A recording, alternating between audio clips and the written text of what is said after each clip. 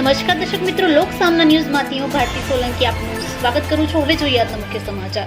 ભારતમાં ગણેશ ચતુર્થી ખૂબ જ ભક્તિભાવ અને ઉત્સાહ સાથે ઉજવવામાં આવે છે। પૌરાણિક માન્યતાઓ મુજબ ભાદ્રપદ મહિનાના શુક્લ પક્ષની ચતુર્થી તિથિએ જ ભગવાન ગણેશનો જન્મ થયો હતો। આ દિવસે પંડાલો તેમજ ઘરોમાં અલગ અલગ દિવસે અનોખી ઉજવણી કરવામાં આવતી હોય છે। ગણપતિના આ 10 દિવસ લોકો અલગ અલગ રીતે પૂજા અર્ચના આરતી કરી ભગવાનને પ્રસન્ન કરતા હોય છે। તેમજ પંડાલોમાં 10 દિવસ અલગ અલગ કાર્યક્રમનું આયોજન પણ કરવામાં આવતું હોય છે।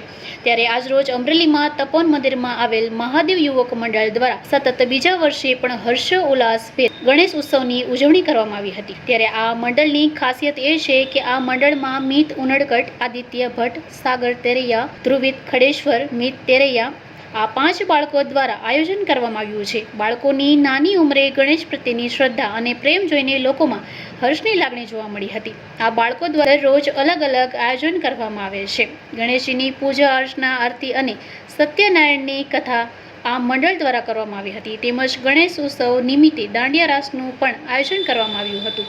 ત્યારબાદ ત્યાં આવેલા દર્શનાર્થીઓ માટે નાસ્તાનું પણ આયોજન કરવામાં આવ્યું હતું। તેમજ ગણપતિજીને 56 ભોગ ધરવામાં આવ્યા હતા। મહાદેવ યુવક મંડળ તેમજ સોસાયટીના સાથ સહકારથી ખૂબ જ સરસ આયોજન કરવામાં આવ્યું છે। હવે ફરી મળીશું એક નવા સમાચાર સાથે, ત્યાં સુધી જોતા રહો લોક સામના ન્યૂઝ।